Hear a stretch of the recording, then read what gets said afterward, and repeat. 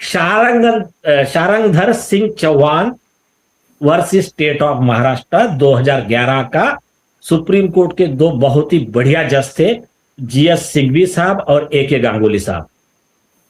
वो केस में क्या हुआ था वही अभी रिपीट होने वाला है। सुप्रीम कोर्ट डिक्लेयर करेगा आपने संविधान का उल्लंघन किया तो आप फिर इनके साथ में कौन खड़ा रहेगा। जो जो ऐसी ऐसी ऐसी किताब लेके आते ना तुम्हारे ऐसे संविधान संविधान वाले, वो तो मुंह पे गिर जाएंगे ना। अब मैं आपको बताता हूं कांग्रेस कैसा सर्टिफाइड संविधान द्रोही है।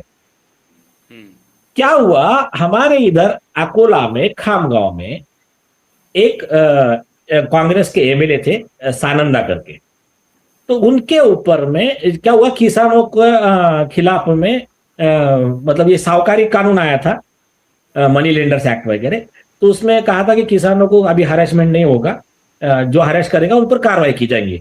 तो कई किसानों ने जाके एफआईआर रजिस्टर करना चालू कर दिया और वो किसानों के आंदोलन को आगे बढ़ाया।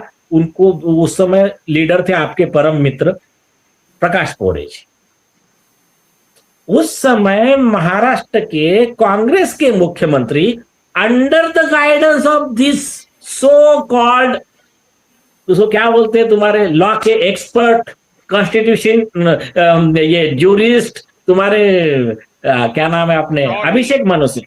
हाँ, तो अभिषेक मनु सिंह जी साहब, हाँ, तो ऐसे बड़े बड़े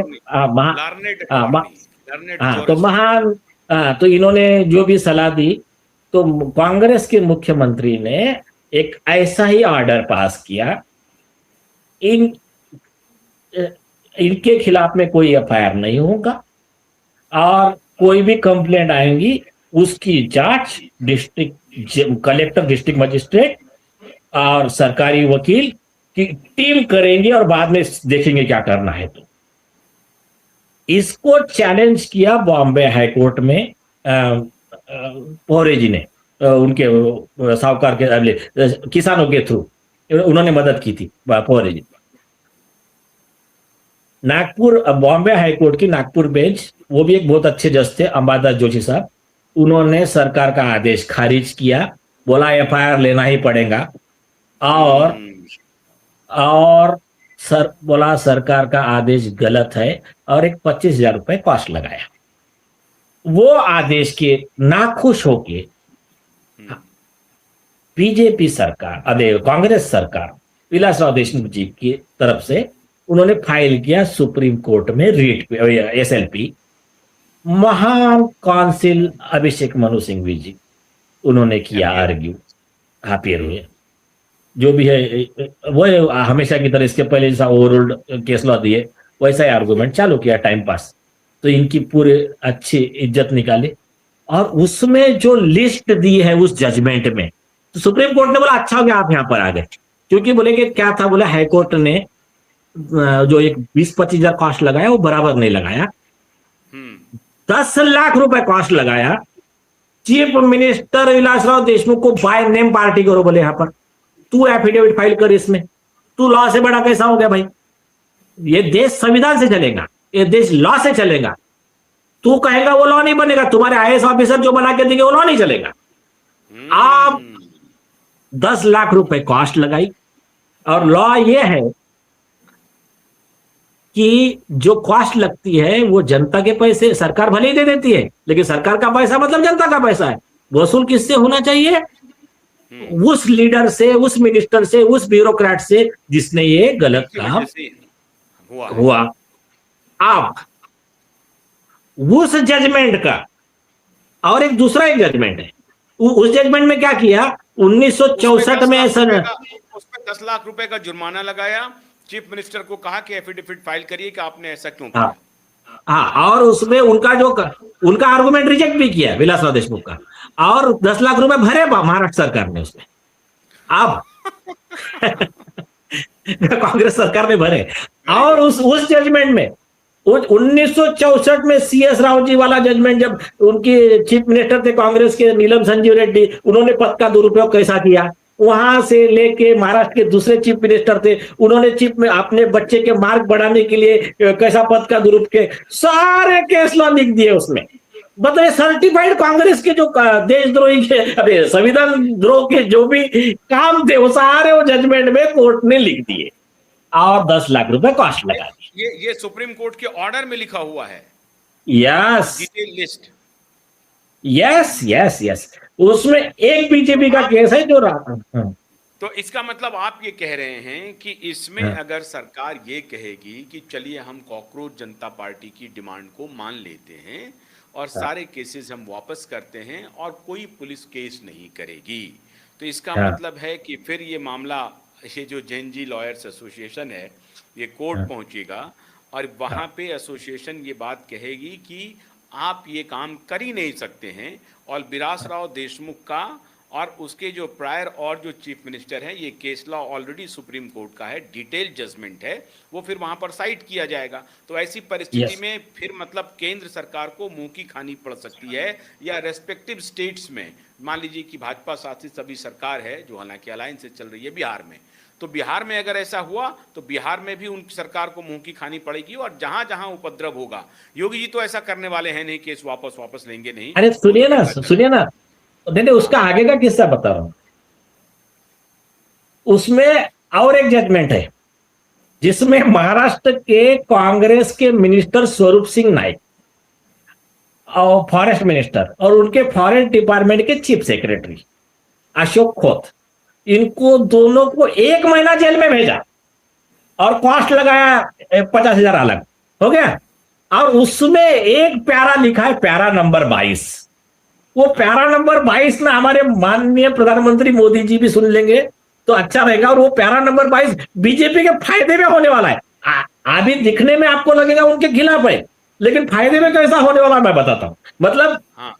इसके लॉ के हिसाब से खिलाफ में है, वोट के हिसाब से फायदे में कैसा, मतलब उसमें क्या लिखा है, लॉर्ड डेनिंग को कोर्ट किया सुप्रीम कोर्ट ने, कहा जो पुलिस ऑफिसर होता है स्टेशन इंचार्ज, वो अपना जब काम करता है ड्यूटी, तो उसके ड्यूटी में कोई भी प्राइम मिनिस्टर भी हस्तक्षेप नहीं कर सकता। वो जो प्रोसीजर है सीआरपीसी का जो भी है उसके हिसाब से ही काम करेगा। इवन उसके सीनियर भी हस्तक्षेप नहीं कर सकते हैं गैर कानूनी तरीके से। आप, ये सुप्रीम कोर्ट ने लॉ बना दिया और उसमें कहा कि हमारे आदेश जो दिए गए हैं ऑलरेडी, उसका उल्लंघन करके आपने जो अति होशियारी दिखाई, तो उनके ऊपर फिर मिनिस्टर और उस पर कंटेम्प्ट का कार्रवाई किया। देखिए, एक प्लस पॉइंट है सरकार के पास, राष्ट्रपति को अधिकार है कि कंटेम्प्ट में अगर सुप्रीम कोर्ट ने सजा भी दे दिया तो राष्ट्रपति माफ कर सकते हैं, वो अलग चीज। लेकिन अभी इसमें होगा क्या, होगा ये कि संविधान के खिलाफ काम करने के लिए ये कांग्रेस कपिल सिब्बल कांग्रेस पार्टी ने सरकार पे दबाव डाला। और बीजेपी वाले लोगों को क्या बोलेंगे मालूम है युवाओं को, देखिए आपके लिए हमने सुप्रीम कोर्ट की गालियां भी सुनी, हमारे ऊपर कोर्ट भी लग गई, हमारा ये हो गया, लेकिन हमने आपके हित का काम करने का सोचा। लेकिन आपके लॉ ऑफिसर जो थे वो लॉ का नॉलेज था नहीं उनको, उन्होंने आपके थ्रू गलत डिमांड करने लगाई। तो कृपया करके आप ऐसे ऐसे प्रस्ताव लेकर अगली बार मत आइए, फिर जनता भी बोलेंगे सही बात है, मोदी जी ने देखो सुप्रीम कोर्ट की गालियां खा ली लेकिन बच्चों के लिए इतना काम कर दिया। हाँ, अभी बड़ा एक इंटरेस्टिंग एक कार्टून वायरल हुआ था, याद है आप, हम लोग एक शो किए थे आपके साथ ही, मैंने किया था वो शो, जिसमें कार्टून वायरल हुआ था जब ये 7 मेंबर ऑफ पार्लियामेंट जो राज्यसभा के थे, ये टूट के जब गए थे भारतीय जनता पार्टी में, तो फिर ये सिंघवी और सिब्बल अब पता नहीं अंदर एंड क्या डील हुई भगवान जाने, लेकिन लोग कह रहे हैं कि 100 करोड़ की या इस टाइप की कुछ कुछ चर्चा चल रही थी। मुझे नहीं मालूम, ये पूरी तरह से असत्य हो सकता है और इसमें थोड़ी बहुत सत्यता हो भी सकती है कि भाई इनकी कोई डील हो रही है। तो एक कार्टून हुआ, उसको पता नहीं आपके सकाल ने या कौन से अखबार, मतलब शरद पवार जी के अखबार ने फ्रंट पेज पे उसे झांपा कि शरद पवार जी और उद्धव ठाकरे केजरीवाल को समझा रहे हैं कोई फायदा नहीं है, पैसा इसमें क्या होगा? सकाल सकाल मराठी में, सकाल में। मराठी में क्या था सर वो? उसमें क्या लिखा था कि वो शरद पवार का ही खुद का पेपर एजेंसी है वो, उनके भाई का प्रताप सकाल में। हाँ और 1 आध करोड़ के आसपास उसका रीडरशिप है, बड़ा पेपर है सकाल। हाँ तो हम्म, उसमें पीछे से बता रहे वो, हाँ यस हाँ यस बहुत से, कि देखो हाँ, कुछ फायदा होने वाला नहीं है, मतलब हमारा टाइम भी गया, पैसा भी गया, कुछ नहीं हुआ सुप्रीम कोर्ट से। तो केजरीवाल को बोल रही है, मतलब ये जो है कि ऐसे तुम कपिल सिब्बल जैसे लोगों के बातों में नहीं आना, मधु सिंघवी जैसे लोगों के। इसको जरा फुल फ्रेम पे लाइए, हाँ इसको जरा फुल फ्रेम पे लाइए, हम दोनों को भी हटा करके इसको फुल फ्रेम पे लाइए, ताकि एक बार दर्शक फिर से देख लें। ये देखिए, ये कह रहे हैं कि अच्छा मराठी में क्या, अब इसको कह रहे हैं कोई फायदा नहीं होने वाला है, सिर्फ केवल पैसे पैसे का, की बर्बादी। पैसे का वेस्ट होगा।